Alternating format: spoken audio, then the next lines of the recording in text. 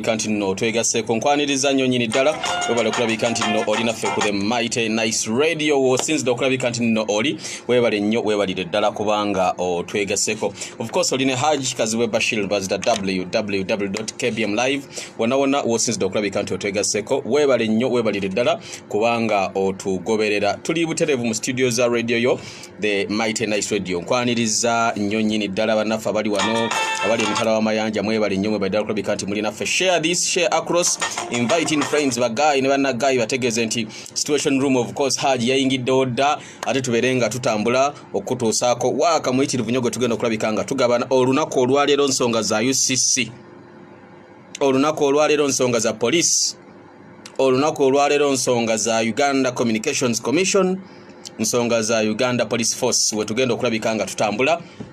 Tegeeza munno tagging in someone bakabulaza bannaffe bonna mu bategezeeko baberenga bajja batwegattako ekisobola okulabikanga tutambula tambuza banno bategezeeko nti situation room of course ebeyingidde odda buterevu ku Nice Radio ne Hajj kaziwe Bashir mbazira wonna wosinzidde okubanga oli share across sharinga inviting friends. Tulina ensonga enkulu lwaki nkomyewo okulabika nti njogerako gye muli. Muteke kubanga emisana mwalabye video yaffe gye twakoze ba video yange gye nakoze netambula era mmanyi nayo waliwo ensonga ate yenjawulo lwaki nsazeewo mberenga nkomawo ku ssaawa zino nti tuwayamu n'okubaako information gyembawa mukwano gwange olunaku olwaleero. So tegeeza munno mutegeezeeko inviting someone tagging friends baberenga batwegattako buterevu ku Nice Radio songa eberenga etambula bulungi nnyo.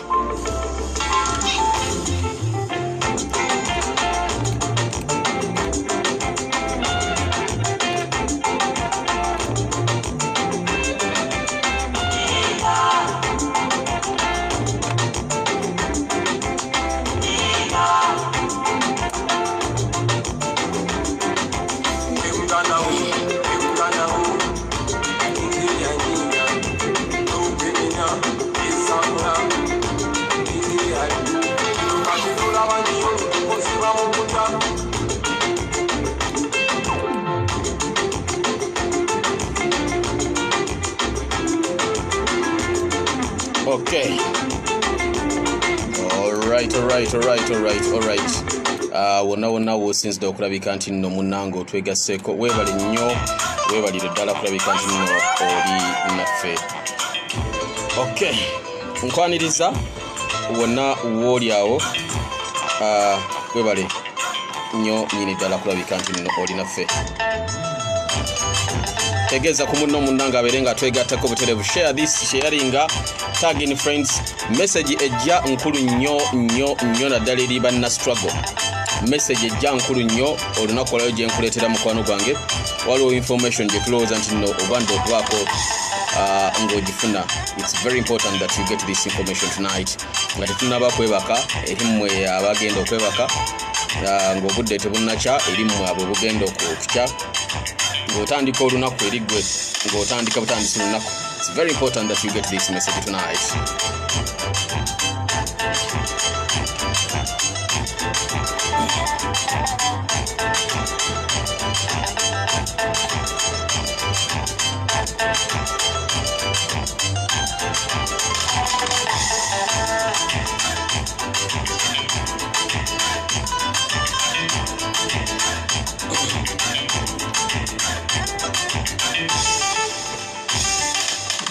Okay. Munnange nkwaniriza nnyo nyini ddala byonna gyosinzidde okulabika nti otwegasseeko. Nkwaniriza weebale nnyo nyini ddala kubanga oli naffe. Nze Hajj kaziwe Bashir mbazira. Waliwo ensonga ezigenda mu maaso mu ggwanga Uganda nga bwe muyinza okubanga mwakitegedde poliisi ya Uganda yaweereddwa obuvunaanyizibwa okulabika nti ekola ku bannamawulire abanaasangibwa nga basaka amawulire mu kaseera kano ke tulimu ak'ebyobufuzi naddala nga amawulire ago bagasaka tebalina license, tebalina lukusa lubakkiriza kukola ekyo. Minisita w'ebyamawulire n'abakooba yafulumiza ekiwandiiko ekyo aba Uganda Media Council n'ebiteboozi lyabwe ne poliisi n'ebitongole ebirala ebiri ku alert. Leero nzize okubaako okutangaaza okulala okukolebwa ku bino byonna bigenda mu maaso. Mu kaseera kano enteekateeka bino byonna bigenda mu maaso bigenda okujja kiddiridde of course ekiro ekyokutya a cloud of fear that is hanging around bannaffe bano abagenda okuba nti bajje bambuyiza nga tuyita mu kalulu mu January ngenda kuza mwezi 14 bajjudde okutya okweraliikirira n'ebirala bingi nnyo. UCC bagezeza okulabika nti bakola bayita makuba ag'enjawulo okublockinga social media sites ez'enjawulo. Bino byonna tebisobodde kuvaamu kigendererwa kyabwe. It is not yielding.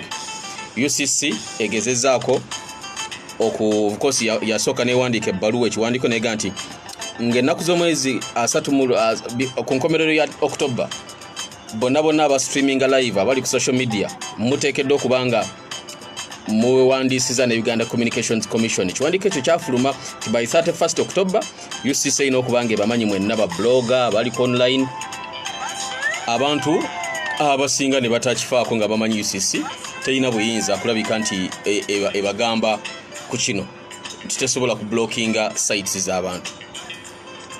So UCC ekyo nekibanga kiganye ekkubo eryokuga nti mujje mwewandiise ne libanga litubidde. Ekyo bwe kibeeraawo tujja ne tulaba keesi endala nti abatamanya ngamba naye nga tulina okukakasa nti bava mu bitongole bya gavumenti ne batandika okuhaakinga mu accounts z'abantu ab'enjawulo abatuusa amawulire eri abantu nabategeezaako nti eno yennyini page yange gye muliko baagihaakinga nga 6 November. For 17 days I was not having access ku yo nga bumuntu yagitwala oba abantu baagitwala nga simanyi be baani. For 17 days from 6th November I was not in charge of this page yennyini kulabira bino. Ne Katonda yatusaasira ne tufuna abaana bakagezemu nnyo ne tugikomyawo. Ne page z'abannaffe endala nnyingi nnyo bazitutte. Bino byonna biruubiriddwa mu kulabika nti bannafiya. Tekibangawo mu byafaayo bya Uganda message okudduka ku misinde egyayiriiri. Tukimanyi bulungi emikutu gy'amawulire egya bulijjo tegikkirizibwa kusaka mawulire na gafulumyanga bwe gabeera gali. Ne babeera babifunye baddayo mu studio oba mu newsroom ne babagamba kino mukigyemu kino mu editing. Njogera kuba ndi wa mawulire, njogera because I'm an investigative journalist, njogera because I know how this stuff works. Mbimanyi byonna engeri gye babikolamu. So there is a lot of gagging media space teriwo mu Uganda. Nzijukira bwe nagenda mu kibuga Addis Ababa Ethiopia, that was June wa mwaka oguwedde 2019. May nga tugenda okuza World Press Freedom Day ngenda kuza omwezi 3 May. Bwe nagenda mu Ethiopia nakola speech nemba nnyonnyola nenkola paper presentation nennyonnyola ensi yonna nga abamawulire bonna batudde nemba bulira ebyafaayo by'amawulire Uganda nga bwe tufaanaganako nga president w'abamawulire mwe nayogerera mu kiti ekyensi yonna ng'ewuliriza nemba nnyonnyola Uganda engeri gye balinyiriramu eddembe ly'abamawulire nembalaga nti myaka 2 tugenda kulonda naye media space egenda kufunda. Olwaleero sigenda kwogera nnyo ku radio na ku TV na mpapula z'amawulire because most of these ones have been compromised by the system. Bajjanalisti betuulira ku radio basajja batu ne bakazi batu tebakyasobola kwogera nga bandibadde boogera babiraba naye batya emirimu gyabwe bannanyini mikutu babiraba naye batya license zaabwe okuba nti zitwaliddwa. What happens in this particular case? Ekiddako bantu kugoyinga undercover etutandika okukozesa social media platforms ez'enjawulo nga bw'oziraba. Every day, every now and then owulira bannaffe abali ku social media nga batugamba page yange bagihackinze bagitutte n'ebirala. This is not news. This is not a mistake that all this is happening. This is not by default but rather by design. Eno sinsobi bakikola bakigenderedde. One, mu kaseera kano nga Robert Kyagulanyi Ssentamu president wa Uganda ow'e10 addako afuukidde gavumenti ya wano akayinja mu ngatto. Nga Kyagulanyi Ssentamu afuukidde gavumenti ya wano akamonda akooca akali mu bulago onaakamira oba tookamire kyonna kye kiri kagenda kwokya. Engabo eriwo ya social media, ekyokulwanyisa ekiriwo kya kamera. Kamera zino ezabujjo bwe ziba nga ziri compromised, social media is not compromised and not compromisable because obeera wooli nga ku live kuliko abantu emitwalo 2 ensi neeraba, obeera wooli nga kuliko abantu 100, real events, real time, real people, real life stories, byonna nga tubiweereza okuva lwava emagere paka lwatuuka eggulu non stop. Waliwo ekyamenya record gyo mujjukira ekyaliwo beeri agenda lira ne bamukwatira mu kisaalu okuva ku saa 6 n'eddakiika 45. paka saawa 5 ez'ekiro nga abasajja bamukwatiddeawo bwe baali nga abaali bamutadde bamuwalula buwaluzi ne bataako gajegere ne basika emmotoka ya Kyagulanyi ne bamutwala. Good enough, all this was under the cover of these live coverages ku online. Teri TV yabiraga ku live. Naye bannayuganda tebaasubwa because byonna twali tubibaweereza nga mubiraba butereevu yonna mu kanyomero k'ensi gy'oli. Now, in the dying days of the campaigns, ebiseera bino ebya campaign bye tulimu nga biwete koona, government negamba nti ku Monday nga 21 ye deadline munnamawulire okusanga osaka amawulire ag'ebyobufuzi naddala ba presidential candidates togenda kukkirizibwa bagenda kukwata. Nkitegeddeko nti be banaakwata bwe banaaba bakubayimbula ng'akalulu kaggwadde okkubwa. That is what is going. That's the plan.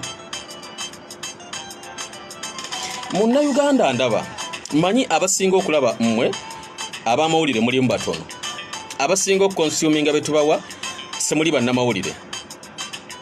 Era tolaba lino eddembe ly'abamawulire nga lirinyiriddwa n'olowooza nti balinyirira ddembe ly'abamawulire. Dembe lyogwe munnayuganda right to the right and freedom to access to information. Eddembe ly'obwebange okufuna amawulire nga bwe gabeera gali libeera likuggiddwako, and at such a critical time in history. We have disturbing news and good news. The disturbing news is that one nebirala bingendo bagamba, but the good news is international community is watching this very closely. Embassy ya Uganda ya America mu Uganda bafulumiza ekiwandiiko abali ku social media muteekeddwa okubanga mwakirabye nga Abamerika balaga obutali bumativu bwabwe n'engeri gavumenti gyegenda maaso n'okulinyiriramu eddembe ly'obuntu naddala eddembe ly'abamawulire mu kaseera kano ng'okulonda kusembedde. America is not convinced. Era America erowooza nti ekitiibwa kirina okuteekebwa mu mirimu gy'abamawulire abamu ku ffe tulisikinga obulamu bwaffe okutuusaako bannayuganda information eno. America nakwembase olwaleero ensambi abafulumiza ekiwandiiko ne baga tetusobola kukkiriza mbeera ng'eno kutambula n'egenda maaso nga tetujogeddeeko oba ogivumirira. European Union, ekibiina ky'amawanga agali amawanga ga Bulaaya, nabo bafulumiza ekiwandiiko olunaku olwaleero nga balaga obutali bumativu bwabwe bavumirira gavumenti ya Uganda ogenda maaso n'okukola ebikola ebirinyirira eddembe ly'abamawulire.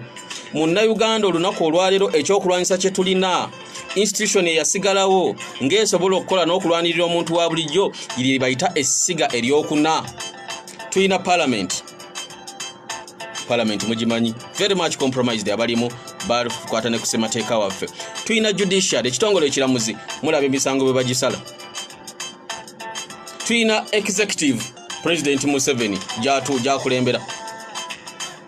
Kati fourth estate essiga eryokuna amawulire lyeririwo ngeri kyalimu akamunyeenya naye bassebo ne bannyabo si mawulire gonna, si TV, si radio zonna, wabula social media.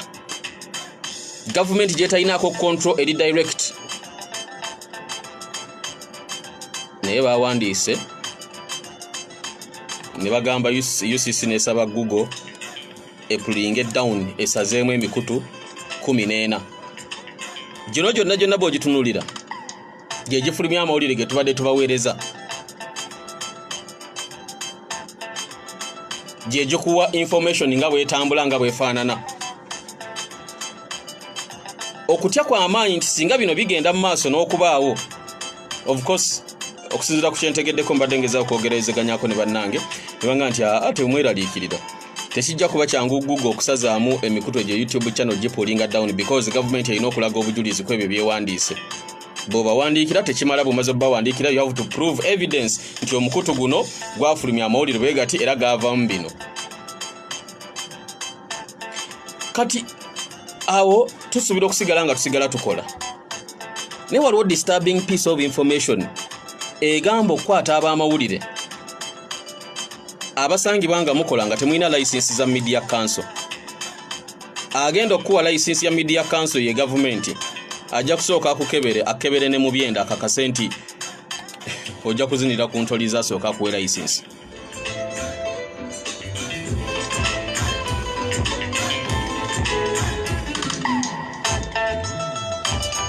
That means a number of our colleagues are going to be kicked out. If this is to happen, si kubalemesa bulemesa kukola wabula n'okubakwata n'okubasiba nga bamenye etteeka lya gavumenti oba tteeka balizaala dyeri bannange nga lyo likola mu kiseera kya kulonda nga okulonda kulimu Kyagulanyi nga abatagenda kukkirizibwa kufuna layisinsi be basaka amawulire ga Kyagulanyi. Tubula bwe twabagamba kazibe ekyandeetera okuva yo neng'aka neesimbewo nkiikirira abantu mu Parliament abewaffe Kawempe South si lwakunyumirwa kuyitibwa honorable lwakugatta tafaali ku Uganda ffenna gye tukkiririzaamu era nga tukkiriza nti eyibitalo lingi olunaku olwaleero nti nze okusigala ku radio ne ku TV mu mpulire mu ndabe tekigenda kumala because tubyogerako boogezi nga tetusobola kubikola. That's another reason why tusalawo tugende mu lukiiko lw'eggwanga olukulu tubeere nga tukiika okukiikirira bannayuganda amaloboozi gammwe gabeere nga gavaayo kuba tumanyi tulina obwesigwa bwammwe tulina support yammwe tulina trust yammwe n'ekisinga okubeera ekikulu nti mugenda kutuholdinga accountable because you are responsible for our going there era muteekeddwa okuba nga muli responsible ku kulondoola n'engeri gye tukutambuzaamu emirimu. So bino byonna ebigenda mu maaso muganda wange nyina nga nkuwadde disturbing information waliwo ate a ray of hope nabategezezaako dda nti am seeking nja kutambula genda mu kkubo ery'amateeka okulaba nga tusikinga junction kino kiyimirire. We are engaging our legal team okulaba nga tuyimiriza kino kireme kubaawo. That's one. Two, twagala kufuna because kasita bajjako social media kamera kasita kuziva ku Kyagulanyi bannayuganda twekaabira ekintu kyonna kyonna kisobola okubaawo ekikuuma Kyagulanyi Katonda kyatusaasira kamera kuba nti weeziri. The moment kamera bwe zibanga weeziri information eba egenda kutambula amangu ddala in real time. Muganda wange rapid media webale nnyo webalire ddala information bwe banga etambula kamera nga weeziri abaana ba live nga webali nga buli kimu bakiweereza in real time nga bwe kiri wabeerawo protection ne safety. But just imagine byonna ebibaddewo muganda wange byembadde mulaba ku live z'abaana ze bakola nga bibeerawo naye nga kamera teriiwo. Someone would easily tell us, try to convince us nti Kyagulanyi afunye akabenje and we would believe maybe nga tulaba wreckage y'emmotoka mwabadde. They would want to bring us to that. Gatugeba naye akabenje kagudde because nobody was there. Ne yabaddewo bamuleese luvannyuma nga bamaze kukola bye bakoze. So to avoid all this cameras bwe zibeerawo, that is another weapon. It is a weapon why nti ensi ebeera egoberera ebigenda mu maaso. Therefore tusobola okureactinga mangu ku kyonna kyonna ekiba kibaddewo. Two, it is a weapon nti owa security oba omumenyi w'amateeka bamenya amateeka mangi ku kamera neteeberezaamu singa tewaliwo kamera singa n'amateeka tebakyagamenya kuba tewandibaddewo kyakumenya. So munnayuganda atugoberera ng'oli wano oba oli bweru wa ggwanga tusaana okuba nga tutambuza ebirowoozo byaffe mangu nnyo n'okulaba butya bwe tuyinza okuvuunuka okusoomoozebwa kuno okutwolekedde. Olunaku live zino lwe banaazijjawo olunaku abaana abeetoolodde Kyagulanyi lwe bagenda obbagamba nti temuddamu kukola ku Mmande bwe tukusanga okola tugenda kukwata paka okulonda nga kuwedde. Babaguddeko musango ki? Basangiddwa nga bamenya amateeka balemeseza poliisi okukola emirimu gyayo n'okwefula kye batali. Impersonation mwefudde bannamawulire nga media council tebamanyi. Olwo olunaku muzine ennaku ezisembayo jjukira Kyagulanyi buli waagenda amaanyi geeyongera bweyongezi buli waayita amaanyi geeyongera bweyongezi buli lunaku ate obudde bukwata nnyo nga bunaatera okukya tusigaze ennaku ntono nnyo tutuuke mu kalulu. We are just counting days. Kussa wakati wa leero n'ennaku eziddako ekintu kyonna kisobola okubeerawo ng'ensi temanyi. Tubadde twogerezeganyaamu ne bannaffe ne tulowooza okufuna body cameras. Body cameras zino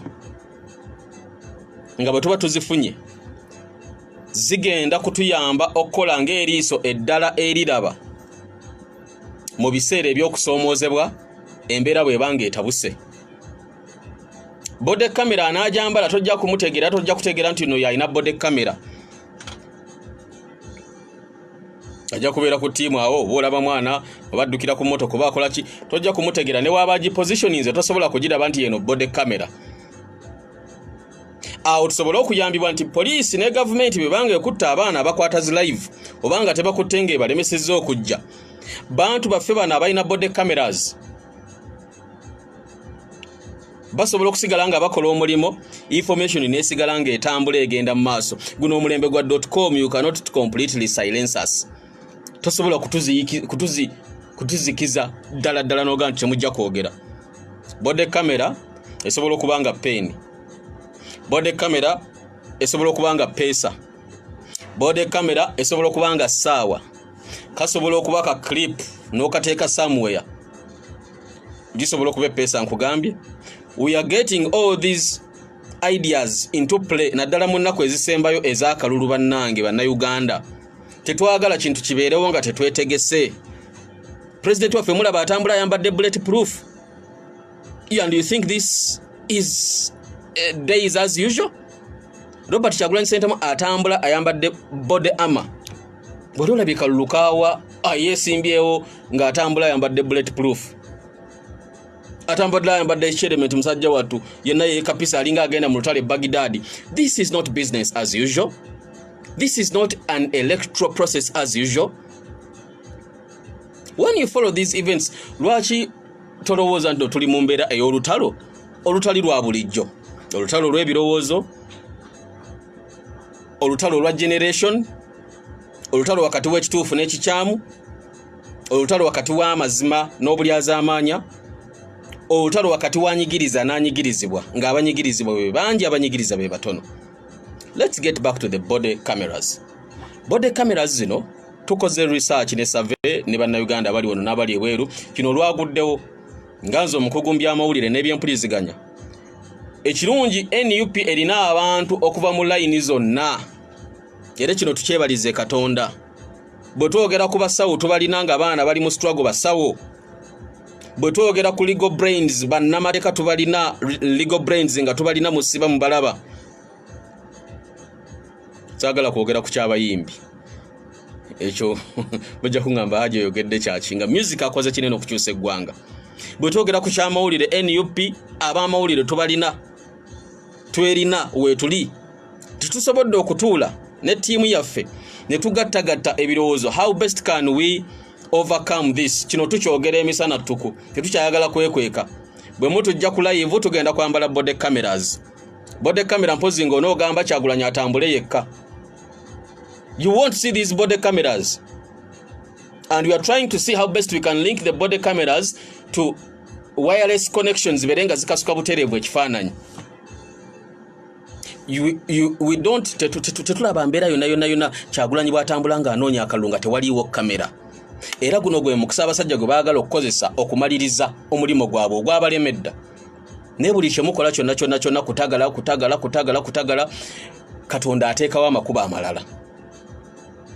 Twetaaga ogula body cameras zino okuzifuna abaana baffe babeere nazo zisobola okugira mu langi rather mu biti ebyenjawulo peni oba ya pesa oba nga kalabika kalinga ka recorder oba saawa ne bwebeera mpeta generation ne technology kino akitusobozesa. Nagambye Haji awo yizo mulese waka siffe tuyiza embeera awo wetututte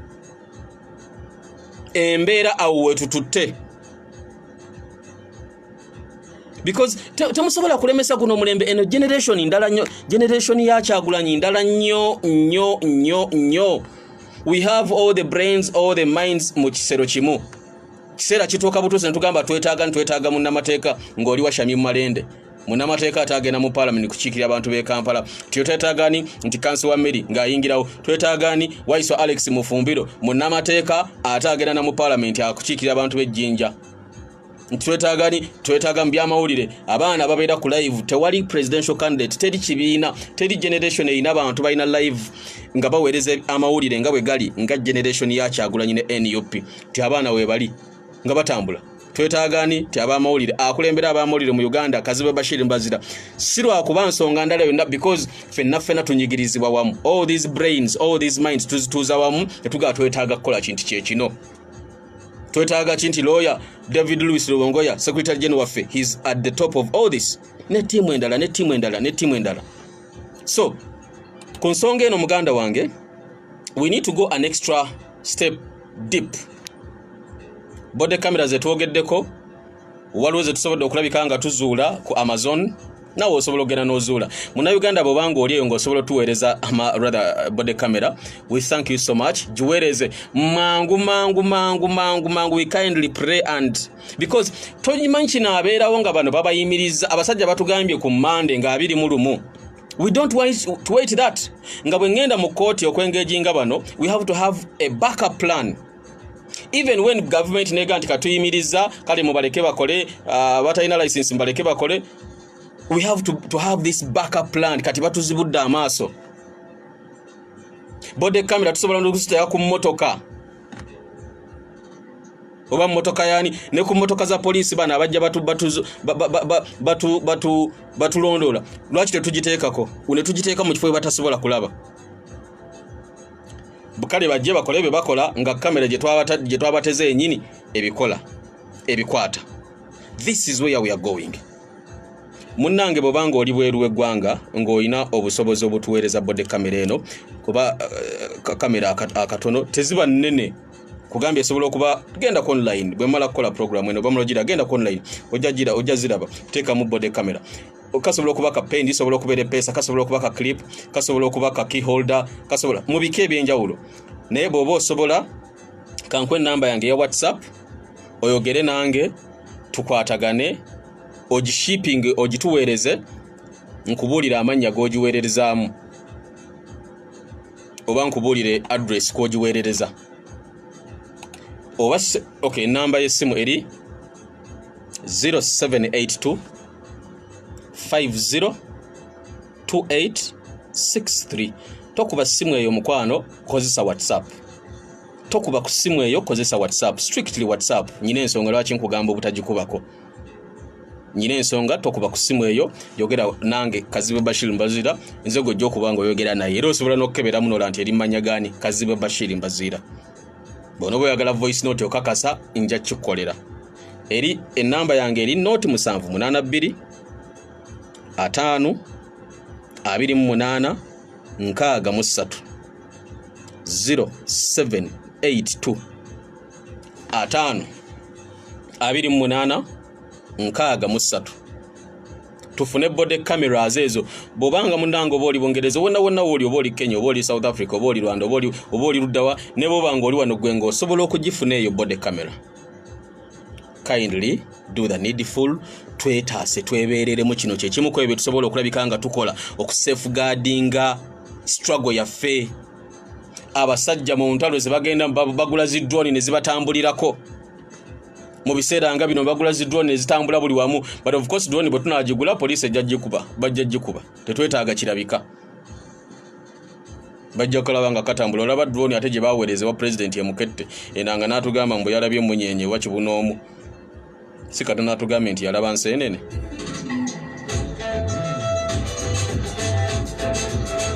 So bode camera zino endala tuzirabye, nawe osobola ogenda ku Amazon.